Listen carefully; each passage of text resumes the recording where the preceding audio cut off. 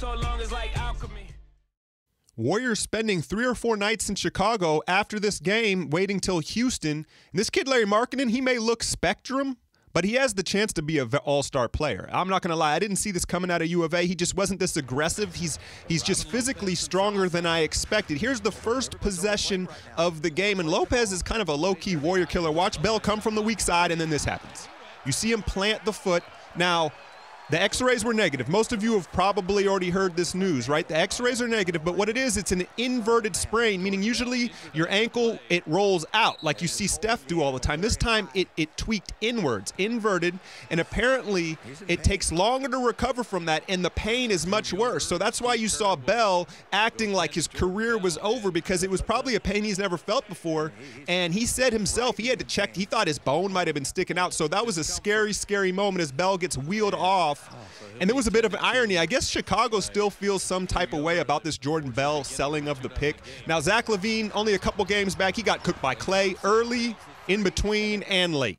Teams know Zaza is going to play the first 6 minutes of the game, and so their game plan is to feed their big in the pick and roll. They know once he helps, he just cannot recover. Now watch Steph. There's the rhythm dribble that he was lacking in Cleveland, and he was really nice to see he had his bounce back in this game, and he was just moving a lot better. Watch this. This is normal pep in your step, Steph, and this was kind of an under-talked-about storyline in this game. Clay kind of stealing the show, but Steph just had the bounce in his step, and I was relieved to see that in Chicago. Now look at this kid Markkinen. Watch him stay down here on the chef god and then use his size and length to block him. I'm telling you, man, remember that Jimmy Butler trade, Markkinen was part of the deal, along with Dunn and LaVine. We look back 5 years from now, Chicago might have won that trade. More Lopez, 8 of his 16 coming early in this game, but Zaza would not be outdone. You've heard of the dream shake? What about the zesty Zaza zigzag? Look at the footwork, the spin, and then just showing pride and finishing at the rim. Now, I mentioned LaVine only a few games back, but I think he likes the ball in his hands more, so it'll be interesting to see how they develop that with he and Dunn. And then it's the boy we birthed in the corner, Justin Holiday, with the corner three, and he's turned himself into a real serviceable player here for Chicago. With Bell out, Looney came into the game, and now you have 2 slow-of-foot bigs for Golden State in at the same time, and Chicago exploited them in the pick and roll repeatedly in the first quarter. And like I said, Steph woke up in the flow state. The real story in this game, though, was Klay Thompson. Zach LaVine was responsible for him. Now, he's coming off the ACL, right? But we all know offensively how talented he is. But is he going to be able to play defense? That was the knock on him in Minnesota, and he certainly didn't play any defense against Klay tonight. There's the little bounce pocket pass from KD, who was pass happy, and that bounce pass only worked once. He threw it about 4 times in the game, and there's Klay doing something the coaches have been stressing for him to do for the last 4 seasons. Just pump fake and draw the foul. He needs to get to the line more. He gets to the line like once a month. And there he is, and I'm going to clown Klay. He had a great game, but damn, he does not jump anymore. And I guess it'll prolong his career, the old Andre Miller trick. Here's Looney challenging Markkinen nicely, and then you're going to see something very rare here. You talk about a unicorn or a Bigfoot. Watch Looney with a transition basket driving to the rim. And he's going to get the opportunity, y'all, so I'm excited for Kevon. With Bell out, we get a surprise sighting from JaVale, and I like that screen. One of the knocks on JaVale is he's just too anxious to roll to the rim, and he doesn't set sturdy screens. And this is not exactly efficiently guarding the rim. How many jumps did it take? But, hey, he is a presence, and his energy is always there. Looney, I thought he was going to hit him with a Euro step there, so it'll be interesting to see if he gets some run with Bell out. Now, watch. This is the tricks of the trade. This is something that Bogut does so well. Not the screen here. Watch him roll and stick his butt out, and it kind of edges off the guard that opens up Steph, and then he finds KD rolling. It has to be done subtly, but it can be very effective. And then, like I said, he's always going to bring the energy. Look at the hustle here. He's like, oh, I haven't had something that easy in a while. Just simplify things, JaVale. I like the finish. Good minutes from JaVale. We didn't see him in the second half, though. To end the first quarter, look at this lack of concentration. This was just a complete breakdown. We were up 10 with about 2 minutes to go, and Chicago went on this run. And look at this. And you hear this a lot. When they have a few days off coming up, they kind of lose focus in that game because they're looking forward to the break. You see, this is about as ugly as it gets to finish the fourth quarter. Peep step. Watch him throw the basketball in anger. And Steph was the kid in the sandbox that used to throw toys, right? And then it turned to mouth guards, and now it's basketballs. But that was just an ugly end to the quarter. David West, like he's in Berkeley with the Telegraph, with Caspi in the game, who did return in this one. Then look at Nick Young. I don't think I've ever seen Nick Young get in a defensive stance, and that's a real fundamental flaw in his effort defensively. There you see he has the athleticism, but the fundamentals are sorely lacking on defense. And then David West with Portis in the post, he's like, I've been in the league since you've been in Pampers. Right? And we're going to see West more in the post, I believe, because they're starting to guard him out at that elbow. And one thing Livingston does well, he doesn't really get bullied in the block. When he gets switched on a big, he holds his position relatively well, and then Clay does this, hits him with the Harden. How many steps was it? It doesn't matter, it counts. I'm telling y'all, I'm starting the David West for Sixth Man of the Year campaign. I know the numbers aren't there, but if you watch the games, man, he's been amazing. Now, Omri returned, and he took 3 shots in 18 minutes, and 2 of them were layups, so he had to take them. So I just like to see him put up a 3. I don't care if he even forces it. Just shoot a damn 3, Omri. You know this dude's going to. Mirotic, straight gunner. I talked about Clay and being predictable. Watch Levine read the step back the whole way. So Clay, I know that's his go-to, but he's going to have to be a little more dynamic off the dribble to keep defenders guessing. And then some of these turnovers, you just got to credit the defense. Chris Dunn, he doesn't know the tricks of the trade yet, but his physical attributes are off the chart as far as a defender. I'm guessing he's got like a 7-foot wingspan.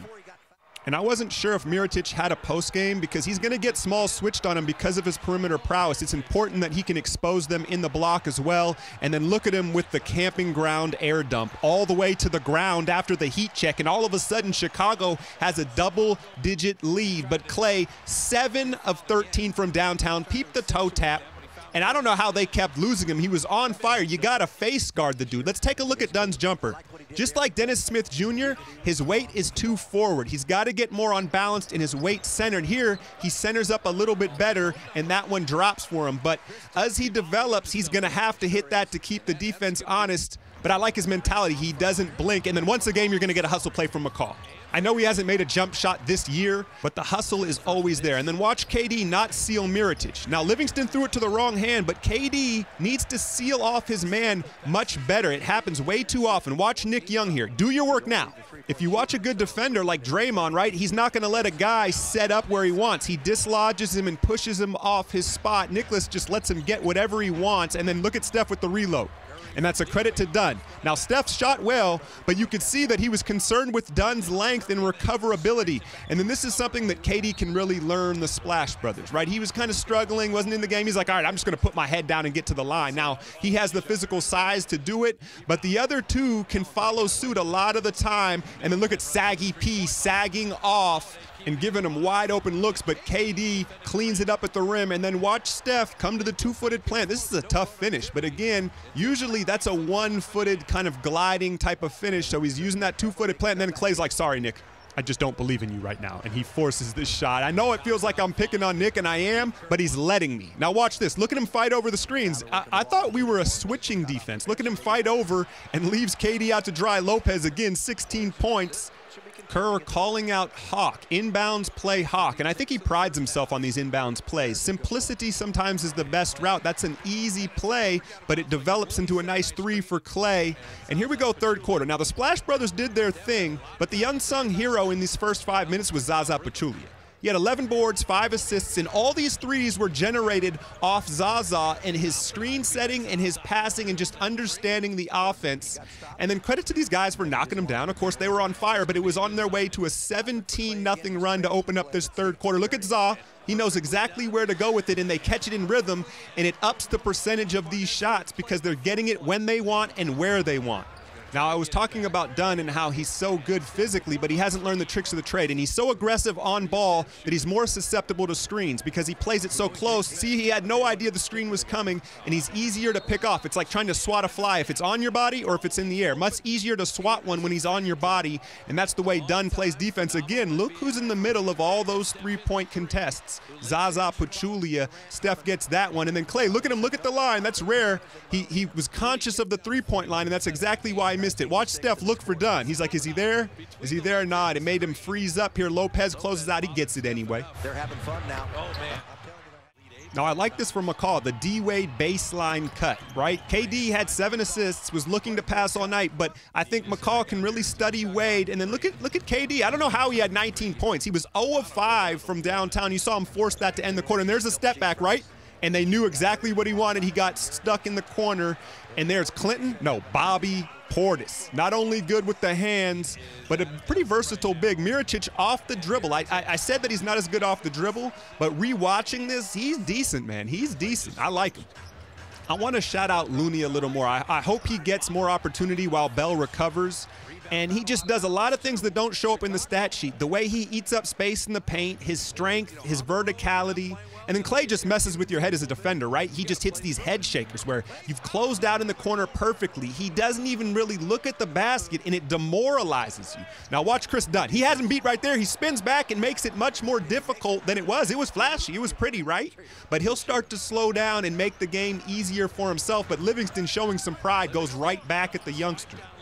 It's clear they're making a real effort to try to get Patrick going on offense. Watch, this is drawn up for him.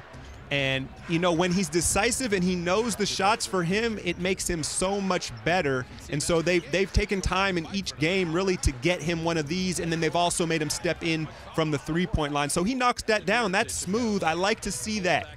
And I've also mentioned this before, and this is why I don't pick on Patrick as much as Nick. Is one, he's much younger, but then he doesn't let his offense affect his defense. He misses that. Look at him hustle back in the play, and then the late closeout on Mirotic, and there's even a second little hand in the face that probably causes the miss. Now, Markkanen, I didn't know he could do this. If he can bring the ball down and create for others, I mean, he has all-star potential, like I said. Now, the scouting report on Clay, believe it or not, is make him go back right. He likes to handle the ball going left, like Jim said, to get that shot off, and then this was gruesome. Now, believe it or not, he did not lose a tooth, but he did chip up the wood floor in Chicago. And this morning, he passed concussion protocol. He's not showing signs of a concussion, so a true bullet dodged from young Chris Dunn. And I've fallen, I've slipped and fallen and landed on my tailbone or my back, but I've never done the full like scorpion where you almost turn around. But that could have been gruesome, especially if he came and folded on a wrist or an arm and had like a bogut type of thing, or never mind that, even a neck. So blessings for him. And this is what I'm talking about, Clay. Sneak him. Justin Holiday completely shocked that Clay definitively drives to the rim. One more last little play. Watch KD drag that left foot. You see that toe drag he does with his left foot? And that's something a bigger or a fast player does to decelerate, and then he can change directions. A little trick of the trade. It will tear your shoes up, though, but it is a nice little move. Markkanen had this in his sights the whole way, right? He just knew what he wanted, and Chicago got 3 happy, but watch this defensive stand. Watch the situational awareness from the whole team here. Watch these closeouts, and then watch Clay and McCall switch here, and he challenges Valentine in the corner. And, you know, they just understand they can give up a 2, but no 3s. And then Looney, one last challenge in the corner, and I just love this with the 2 youngsters in the game. The rotations were perfect. And then this is what he's going to have to show if he wants to take Bell's minutes. Looney's going to have to show the ability to close out on the three-point line without fouling, and he does so on that final play. 14 road wins in a row. They're going to hang on Chicago and then head to Houston for Saturday night, where there will be James Harden. No Trevor Ariza, no Gerald Green. But, man, I want a barn burner in Clutch City. I kind of, maybe I'm just being a little selfish, but I want a competitive game, and I want lots of fireworks, and, of course, I want that dub win. I'm out, y'all.